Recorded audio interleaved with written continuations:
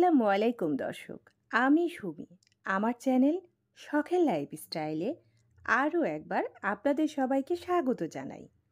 কাছে কিংবা দূরে, দেশ কিংবা দেশের বাইরে, যে যেখান থেকে আমার ভিডিওটি দেখছেন, আশা রাখছি আল্লাহর অশেষ রহমতে ভালো আছেন, সুস্থ আছেন। আলহামদুলিল্লাহ, আমরাও ভালো আছি।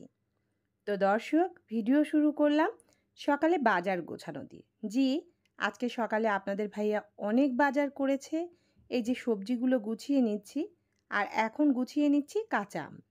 কাঁচা আম প্রায়ই নিয়ে আসা হয়, কারণ এই দিনে আম খেতে ভীষণ ভালো লাগে।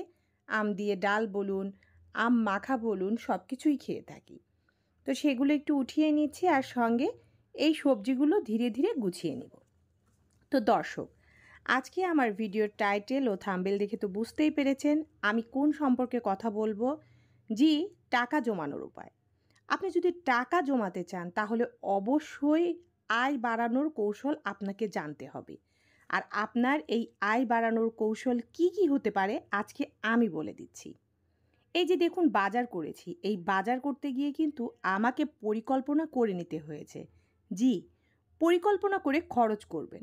যখনই হাতে টাকা থাকবে, বিনা কারণে খরচ করা যাবে না। সব সময় চিন্তা করবেন আপনার কোন জিনিসটি প্রয়োজন, তারপরে পরিকল্পনা করে সেখান থেকে টাকা খরচ করবেন। দ্বিতীয়ত, অপ্রয়োজনীয় জিনিসপত্র কেনা বন্ধ করবেন। এই যেমন ধরুন, যে জিনিসটা আপনার প্রয়োজন নেই, শুধু শৌখিনতার জন্য বা অন্য কেউ কিনেছে বা কারো ঘরে আছে সেটা দেখে করতে যাবেন না। এটা কখনো করা যাবে না। আপনার নেই তাতে কি হয়েছে, অপরেরটা দেখে কিনতে হবে? কোনো দরকার নেই।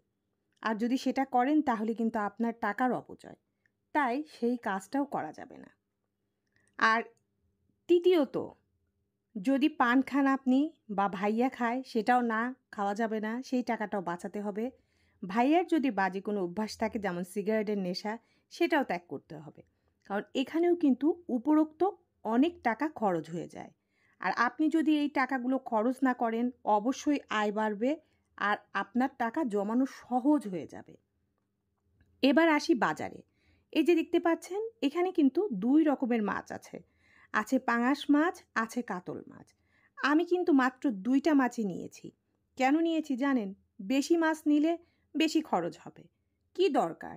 আমার ছেলে পাঙাশ পছন্দ করে, তাই ওর জন্য পাঙাশ, আমরাও খাবো। আর কাতলটা আমরা স্বামী স্ত্রী ভালোবাসির জন্য সেটা নেওয়া। তো এই দুইটা মাছ দিয়েই কিন্তু আমার অনেক দিন চলে যাবে। আবার যখন এটা ফুরিয়ে যাবে, তখন অবশ্যই আমি আবার বাজার করব। তাহলে কিন্তু এখানেও আমার টাকা সাশ্রয় হলো। কারণ যেটা দরকার নেই সেই মাছটা কিন্তু আমি কিনিনি। আমার প্রয়োজন নেই খরচ করার। আর এই মাছগুলো আমি এখন সুন্দর করে হিসেব করে রেখে দেব। আর সেটাও কেন করব, অবশ্যই আপনাদের সাথে শেয়ার করছি। এই যে দেখতে পাচ্ছেন 3 পিস, ঊর্ধ্বে এক এক বাটিতে 4 পিসও আছে। কেন, হঠাৎ একটা মেহমান চলে আসলে তখন লাগতে পারে বিধায়। কিন্তু বেশিরভাগ জায়গায় 3 পিস করেই মাছ আমি রেখেছি। আর এইভাবে বক্সে করে রাখার জন্য ভাগ ভাগ করে আমার হিসাব থাকবে যে আমি কতদিনের মাছ রেখে দিলাম, কত টাকা খরচ হলো। বুঝতে পারছেন কি বলতে চাচ্ছি? এইবার চতুর্থ টিপস। আপনারা যদি ঘরে তৈরি করা খাবার খান, যেমন ঘরে পোলাও রান্না করলেন, ঘরে ফ্রাইড রাইস করলেন, বাহিরের খাবার খাবেন যে না তা না, খুব কম পরিমাণে। মনে করেন যে জায়গায় সপ্তাহে খাতেন, সেই জায়গায় আপনি সপ্তাহে বাদ দিয়ে মাসে একদিন বাইরের খাবার খাবেন। কারণ খেতে তো ইচ্ছা করে, তাই না? মাসে একদিন খাবো, তাহলে কিন্তু আমার টাকাটা আরও বেঁচে গেল, আরও জমাতে পারবো। আর এইভাবেই কিন্তু আয় বাড়ানো যায়।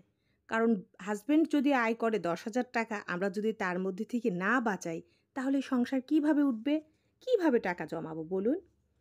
এবার বলি নিজে উৎপাদন করা। এই যে দেখছেন ঢ্যাঁড়স, এরকম শাক, ঢ্যাঁড়স আমরা ইচ্ছা করলেই নিজের ছাদ বাগান বা বাড়ির আশেপাশে ছোট্ট একটু জায়গায় চাষ করতে পারি, বা লাউ গাছ, সিম গাছ লাগাতে পারি।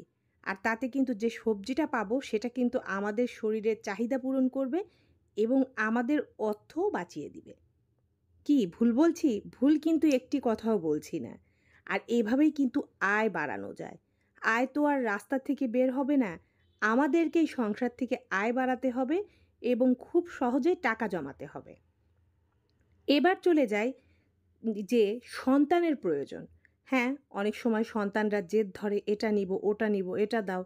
হ্যাঁ, অবশ্যই ভাবতে হবে। সন্তানের চাহিদা পূরণের আগে প্রয়োজনীয়তা নিয়ে ভাবতে হবে। এই জিনিসটা কি তার প্রয়োজন? তাকে কি দেওয়া উচিত এখন এইটা? আগে ভাববেন তারপর কিনবেন। তাহলে এই জায়গাতেও আপনার কিছু টাকা বেঁচে যাবে। আর হিসেব করে দেওয়াতেই সন্তানও কিন্তু বারবার বাজে অভ্যাস হয়ে যাবে না যখন তখন সবকিছু চাওয়ার। এই যে দেখতে পাচ্ছেন গরুর গোস্ত, আপনাদের ভাইয়া কিন্তু ২ কেজি গরুর গোস্ত এনেছিল। আমি ১ কেজি উঠিয়ে রেখেছি আর ১ কেজি রান্না করেছি। আর এই গোস্তটা বলতে পারেন আমার ছেলের ৩ দিন হয়ে যাবে। কারণ আমরা শুধু আজকে খাবো, পরবর্তী ২ দিন ওই খাবে। যেহেতু বাচ্চা মানুষ, ও খেতে পারে না মাছ, তাই সে কারণে। আমি কিন্তু এখানেও হিসাব করে চলি। আমার মাসে কতটুকু গরুর গোস্ত লাগে সেটাও কিন্তু হিসাব করে রাখি। আর সেখান থেকেও আমি টাকা বাঁচিয়ে সঞ্চয় করি। তো যাই হোক, এখন চলে যাই দোকান বাকির কথা। ভুল করেও কোনো সময় দোকান বাকি করবেন না। দোকান থেকে কোনো কিছু বাকি খাওয়া যাবে না। দোকান বাকি খাওয়া বন্ধ করতে হবে। কারণ আপনি যখন একটা জিনিস দোকান থেকে বাকি নিচ্ছেন তখন কিন্তু আপনার গায়ে লাগবে না। মনে হবে নিয়ে আসি, পরে দেখা যাবে। যেটা মারাত্মক ভুল আমাদের জন্য। আর সবসময় চেষ্টা করতে হবে অল্পর মধ্যে হলেও নগদ টাকা দিয়ে আমাদেরকে জিনিসপত্র কিনতে হবে। তাহলে নগদ টাকা দিয়ে জিনিস কিনলে আমাদের হিসাব থাকবে। তারপরের টিপস, বেশিরভাগ সময় ওয়াশিং মেশিনে কাপড় না ধোয়া। আমি কিন্তু বেশিরভাগ সময় ওয়াশিং মেশিনে কাপড় ধুই না, হাতেই ধুয়ে থাকি। কারণ মোটা ভারী কাপড়গুলো যেগুলো আমি পারি না, আমার কষ্ট হয়, সেগুলো আমি ওয়াশিং মেশিনে দিই। আর এতে আমার মাসের বিলটা কম আসে। কারণ ওয়াশিং মেশিনে তো প্রচুর বিল আসে, আমরা তো জানি। তাই কারেন্ট বিল বাঁচানোর জন্য এই কাজটা করি। আর যখন হালকা পাতলা যা বের হয় গোসলের সময় নিজেই ওয়াশ করে দিই। আপনারাও চাইলে এটা করতে পারেন। এতে কারেন্ট বিল কিন্তু অনেক টাকা কমে যাবে মাস শেষে। আর সেই টাকাটা আপনি কিন্তু জমিয়ে রাখতে পারবেন। তারপরে প্রয়োজন ছাড়া মোবাইলে কথা বলবেন না। যদি আপনার কোনো দরকার না হয়, শুধু শুধু মোবাইলের মিনিট কেন খরচ করবেন? যতই মিনিটের দাম কম হোক, আমি মনে করি অল্প কিছু বেঁচে গেলেও সেই টাকাটা ধীরে ধীরে অনেকখানি হয়ে যায়। তাই উচিত অপ্রয়োজনে মোবাইলে কথা না বলা। সেই টাকাটাও আমাদের বাঁচিয়ে নেওয়া। সর্বোপরি বলতে চাচ্ছি আমার আপুদেরকে যে ভাইয়ারা যতই আয় করুক, আমাদের উচিত সেই আয় থেকে আরও আয় বাড়ানো। আর সেই আয় থেকেই টাকা জমানো। তো আমার এই কৌশলগুলো বা টিপসগুলো যদি আপনারা মেনে চলেন, আমি গ্যারান্টি দিয়ে বলবো আপনাদেরও সংসারে উন্নতি হবেই। আর সংসারের উন্নতির জন্য, টাকা জমানোর জন্য মধ্যবিত্ত পরিবারের সবাইকে এইভাবেই চলতে হয়। তো যাই হোক, এখন আসি ভিডিও সংক্রান্ত কথাবার্তায়। এই যে বিকালবেলা আপনাদের ভাইয়া কিছু খাবার নিয়ে এসেছে। এই যে পাউরুটি দেখুন, এটা কিন্তু আমি ইচ্ছা করলে গোটা আনাতে পারতাম। আমি বলেছি না, আমার যতটুকু লাগবে ততটুকু আনো। আমি হাফ পাউরুটি নিয়ে এসেছি আর এখানে ৪ টা আপেল আনিয়েছি। কারণ আমার ছেলে অত খায় না, অল্প খায়, অল্প এনেছি। অল্প দেখে ছোট কমলা নিয়েছি। বেশি আনলেই নষ্ট হবে। কি দরকার? এই টাকাটা আমার বেঁচে থাকুক, লাগলে পরে দেখা যাবে। আর এনেছি ২ টা ডাব। ২ টার বেশি ডাব আমি কখনোই নিয়ে আসি না। কারণ আমি চাই না বড়লোকি ফুটানি দেখাতে গিয়ে নিজের সংসারের অবস্থা ১২ টা বাজিয়ে দিতে। তাই অল্প করেই জিনিস আনা। আর নিয়ে এসেছি ৪ টা হাঁসের ডিম। যেহেতু আমার লো প্রেশারে হাঁসের ডিম খুব কার্যকর, তাই আপনাদের ভাইয়া ৪ টা হাঁসের ডিম আনতে বলেছিলাম। সে বেশি আনতে চায়, কিন্তু আমি নিষেধ করেছি। আমার কথা যেটুকু দরকার ঠিক ততটুকুই আনব। তো সবাই ভালো থাকবেন। আল্লাহ হাফেজ। আসসালামু আলাইকুম।